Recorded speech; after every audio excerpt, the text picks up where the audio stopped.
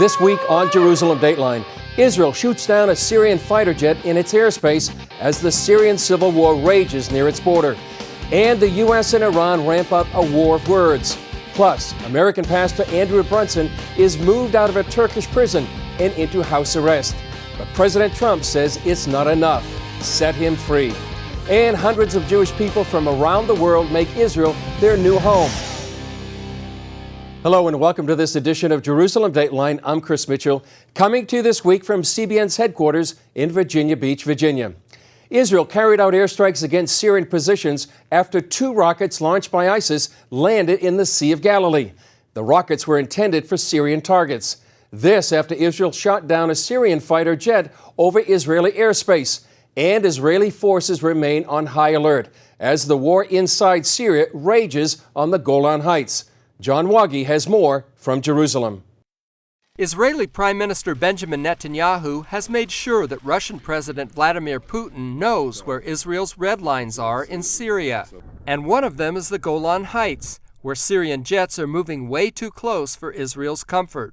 Our air defense system identified a Syrian Air Force jet that took off from the T4 Syrian Air Force Base and penetrated Israeli airspace. This is a gross violation of the 1974 Separation of Forces Agreement with Syria. I have reiterated and made clear that we will not accept any such violation. Israel is concerned about Iranian-backed forces in Syria and wants Russia to keep both Syria and Iran, 2 clear enemies of Israel, far away from the Golan border.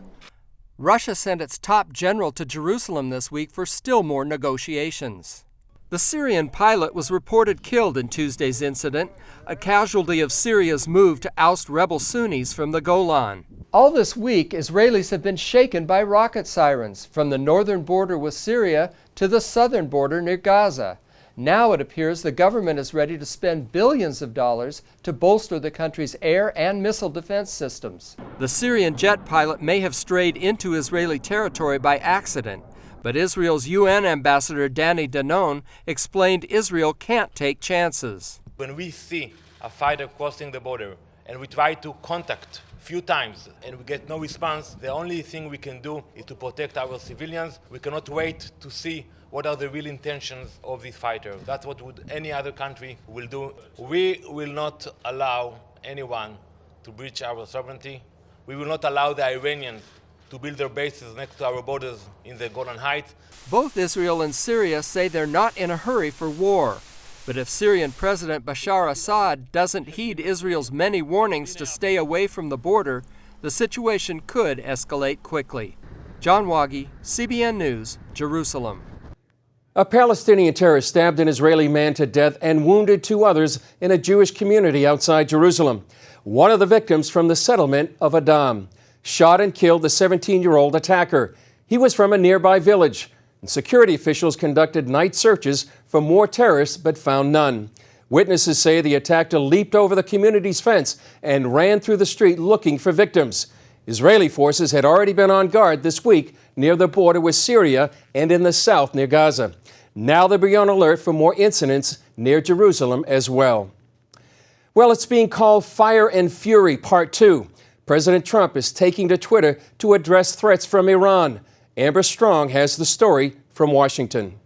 A war of words erupted over the weekend between President Trump and Iranian President Hassan Rouhani. Rouhani sending this message Sunday: America should know that peace with Iran is the mother of all peace, and war with Iran is the mother of all wars, Rouhani said. One newspaper reading, Mr. Trump, do not play with the lion's tail. Wasting no time, the president firing back late last night. Never ever threaten the United States again, or you will suffer consequences the likes of which few throughout history have ever suffered before. We are no longer a country that will stand for your demented words of violence and death. Be cautious. The battle between the U.S. and Iran reignited after the administration's decision to depart from the Iranian nuclear deal and reimpose sanctions against the regime. The fact is, this was a horrible, one-sided deal that should have never, ever been made. Israeli Prime Minister Benjamin Netanyahu praising the administration's tough stance. For years, this regime was pampered by the powers, and it is good to see that the United States is changing this unacceptable equation. Speaking before an Iranian-American group in California, Secretary of State Mike Pompeo criticizing Iran's leaders for oppressing its people and ignoring their needs. The level of corruption and wealth among Iranian leaders shows that Iran is run by something that resembles the mafia more than a government. And in Iran, months of protest over economic hardships and frustration with leadership. The proud Iranian people are not staying silent about their government's many abuses. And the United States, under President Trump, will not stay silent either. The U.S. has vowed to back the Iranian people. Amber Strong, CBN News in Washington.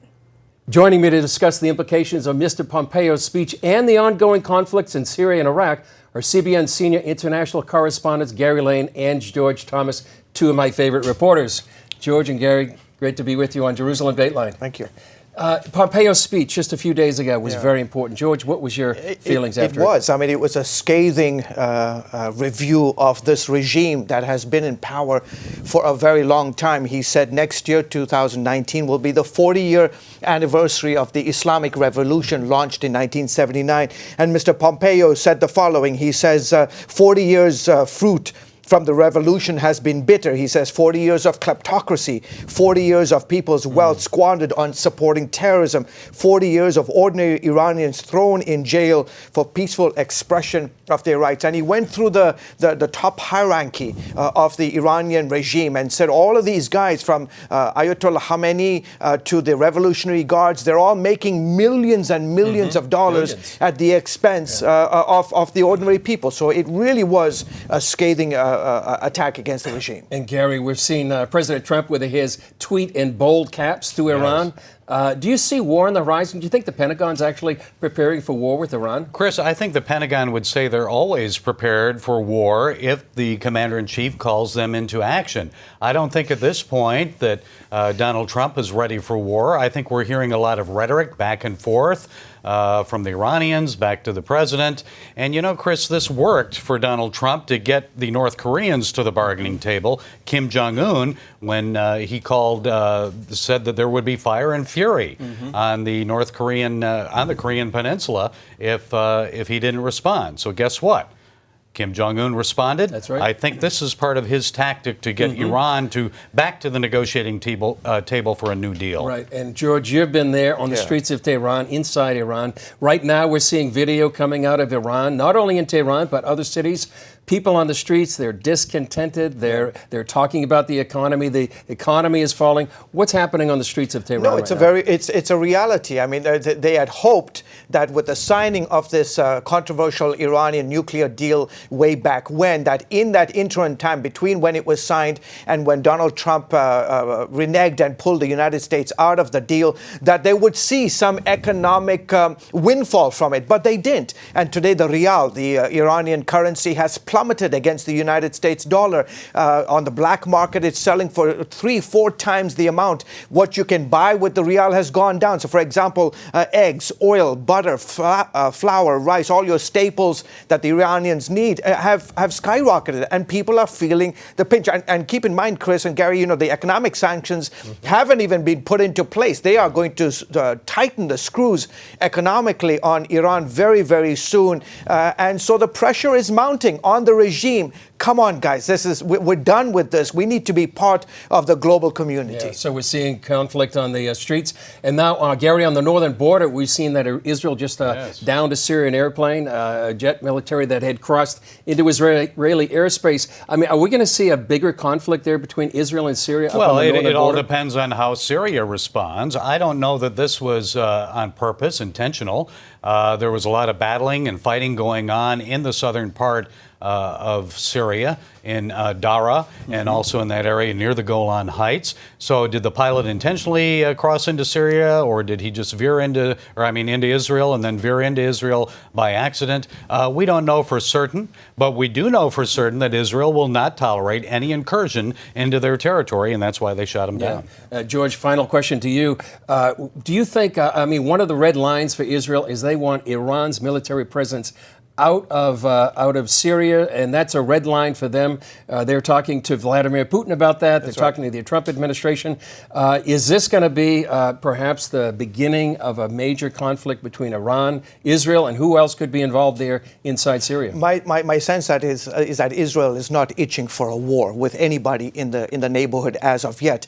But with this issue with what's happening in Syria, they're not necessarily concerned about Bashar al-Assad of Syria. They're more concerned about Iran continuing to grow its military presence in Syria. That is what right now is on the minds of the Benjamin Netanyahu administration. The United States has a presence in Syria as a way to checkmate the Iranian influence down in the north. So for the Israelis, it's all about curbing Iran's growing influence, not just in the neighborhoods around Israel, but specifically right next door to Syria. And Chris, you know that they're looking to Russia for help with that. Exactly. Netanyahu raised that with Putin when he met him recently. And he's met with him maybe 9 times in the past couple of years, so that's he keeps raising it. He does. That's what Danny Danon told us. Yeah, and that's really statesmanship on Netanyahu's part. George, Gary, great to be with you. Open invitation, come to Israel. We can talk more about this. I'll be there next week if you want me to. Very good. Got to have a falafel there. Yeah, that's right. Thanks for your great analysis, and we look forward to being in touch. Thank you. Thanks. Coming up, in Turkey, an American pastor is released to house arrest, but President Trump says it's not enough. President Trump threatened NATO ally Turkey with large economic sanctions unless detained American pastor Andrew Brunson is freed. CBN News national security correspondent Eric Rosales has the story. It's the strongest message so far from the current administration. President Trump demands Turkey to release Pastor Andrew Brunson now. Vice President Mike Pence echoed the demand at the first ever ministerial summit to advance religious freedom. To President Erdogan and the Turkish government, I have a message on behalf of the President of the United States of America. Release Pastor Andrew Brunson now, or be prepared to face the consequences. President Trump spelled out the consequences in his recent tweet. The United States will impose large sanctions on Turkey for their long-term detainment of Pastor Andrew Brunson, a great Christian, family man, and wonderful human being. Turkish authorities arrested Brunson in 2016 on charges he helped plan a failed coup. The 50-year-old pastor faces up to 35 years in prison. Wednesday, a court ordered Brunson taken from prison and placed on house arrest. The vice president says that's not good enough. Pastor Andrew Brunson is an innocent man. There is no credible evidence against him. I know that his faith will sustain him, but it shouldn't have to. Pastor Andrew Brunson deserves to be free. Pence told the leaders of more than 80 countries the list of religious freedom violators is long. China, Iraq, and North Korea top the list. And even though President Trump is seeking better relations with North Korea, the administration continues to press the issue of religious freedom. North Korea's persecution of Christians has no rival on the earth. It is unforgiving, systematic, unyielding, and often fatal. The mere possession of a Christian Bible is a capital offense. At the Holocaust Museum, U.S. Ambassador to the United Nations Nikki Haley spoke about the U.S.'s commitment to protecting religious liberty. We will continue to forcefully advocate for religious tolerance in the international arena, not just because so many people are being denied this right, but because defending religious freedom makes for a safer and more peaceful world for all of us. Secretary Pompeo says the ministerial summit will not be a one-time event, but an annual event under the Trump administration. Eric Rosales, CBN News, Washington. While Turkey's Erdogan spouts hatred against Israel, one of the Jewish state's best friends is speaking out on her behalf. CBN's David Brody talked with U.S. Ambassador to the UN, Nikki Haley, on the sidelines of the Christians United for Israel conference in Washington. When it comes to supporting Israel, you're going to be hard-pressed to find a bigger defender than Nikki Haley. Her passion was on display Monday evening in front of the influential evangelical group Christians United for Israel. Let me tell you, it's a new day at the UN.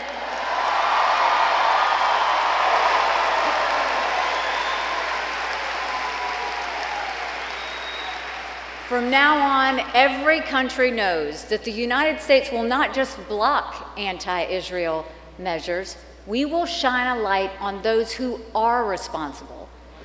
There won't be any more free passes for those who bully Israel at the UN. Haley's time at the UN has been marked by a full-throttle defense of Israel. In an interview with CBN News, she expressed excitement to see that the hard work is beginning to pay off as skeptical UN members begin to see the anti-Israel terrorist group Hamas for what it is. The idea that we could get the majority of the General Assembly for the first time to even acknowledge that Hamas is an issue was a fantastic win. Haley also sees a winning team in the support evangelicals have shown Israel for decades. When you look at the anti-Semitism, you look at all of the harassment that they're getting around the world, you do feel for them because you know these are good people trying to live a good life that are in a dangerous region. And I think that Christians United, they see that for what it is. She's also calling out certain United Nations bodies and their questionable decisions. The Human Rights Council is a farce. She got the U.S. to pull out, calling it full of hypocrisy. What we've said is you've got serious human rights abuses, whether it's in Venezuela, whether it's in Iran where they're protesting their regime, whether it's in Nicaragua, and they're doing nothing about it. The phrase doing nothing is not in Ambassador Haley's vocabulary. Since day one, you've gone in there to shake things up. How tough has that been? Every day I put on body armor because I know there's going to be a fight. I'm just fighting a different thing every day. Often on that daily agenda, Iran, Russia, and dealing with North Korea. Do you think they understand the message that what denuclearization means to the United States? I think that North Korea understands the message, they just don't like to hear it. We're not going to loosen sanctions, we're not going to do congratulatory statements until we see actions to stand by their words that they're going to denuclearize. And I think they've got some soul searching to do. On the Russia front, she's okay with President Trump talking to Vladimir Putin, even in private, despite some of the criticism. He did that with Kim. He's done it with other leaders. He did it with President Xi of China, and that's just his way. He feels like he can get more out of them if he goes one-on-one like that. It's his style. It's the way he does it. You can't get to the end of the other side if you don't have those conversations. Despite the appearance of friendly talking with Russia, she makes one thing perfectly clear. We don't trust Russia. We don't trust Putin. We never will. They're never going to be our friend. That's just a fact. Iran fits that category as well, especially after its president, Hassan Rouhani, warns Americans that a war with Iran would be the mother of all wars. Iran has made or has received their legitimacy by rhetoric. It has the Europeans and everyone that was involved in the Iran deal scared of what they might do. We don't fall for that. The world is indeed a dangerous place, and it has Nikki Haley keeping the faith. We just have to keep doing our part, and we have to make sure that we're being true to ourselves, true to our values, true to what we believe in, and not compromise on that. And I have faith it's all going to work out in the end. David Brody, CBN News, Washington. Up next, hundreds of Jewish people from around the world choose to make Israel their home. Hundreds of Jewish immigrants landed at Israel's Ben Gurion Airport this week, including more than 200 North American immigrants. CBN senior editor John Wagi was on hand for one arrival, where both Jewish and Christian leaders gave them a joyous welcome. In Hebrew, it's called Aliyah, or going up to the land of Israel. And these immigrants are joining thousands of other Israelis who have made Aliyah in the 70 years since Israel became a modern nation. Both outgoing Jewish Agency Chairman Natan Sharansky and the new chairman, Isaac Herzog, were on hand to greet them. Nearly 200 of these brand new, soon-to-be Israelis are from France, and many of them are children.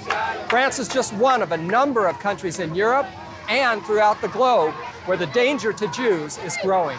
It's very concerning what's happening in Western Europe, also in other parts of the world where you can see anti-Semitism rising its ugly head, whether it's in the form of anti-Semitism or anti-Israel sentiments, which are basically just masking anti-Semitism. Moore says the Jewish Agency has kept a promise since Israel became a nation 70 years ago. Never again will there be a Jewish person who is in danger, who is full of hope, who wants to come to Israel, but the doors are closed. Thierry Haddad, a pianist, says radical Muslim anti-Jewish violence was a factor in his move. It's more and more true. Also, the politics try to protect, but it's difficult. Sarah Rachel Levy came alone from Paris. She says anti-Semitism didn't drive her out. It was more of a calling. I would be with my people and my God on my land. It was an obligation for me. If I didn't do that, it's like I am dead. I don't know how to say. Christian leaders also played a role in the welcome ceremony. They've been helping Jewish immigrants get to Israel for decades. Why? Tom Hess, director of the All Nations Convocation in Jerusalem, says the 700 references to Aliyah in the Bible make it clear it's something close to God's heart. It says in the scriptures that God will bring his people back from the north, the south, the east, and the west. Most of the Jews have come from the north and the south and the east, but 90% of the Jews outside of Israel today are in the west. So we know there's going to be a massive aliyah, not only continuing from the north, but from the west. God will bring back millions and millions of Jews. John Wagi, CBN News, Tel Aviv. Coming up, celebrating the life of King David in a light show in Jerusalem.